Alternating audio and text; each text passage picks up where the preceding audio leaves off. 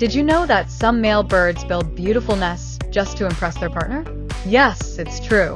They collect twigs, leaves, even colorful things like flowers or feathers, and carefully arrange everything to make a cozy, safe place. They don't do it for fun. They do it to show love.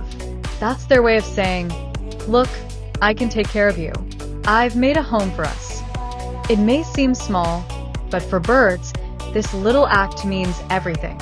And for us too, love doesn't always need big gifts or loud words.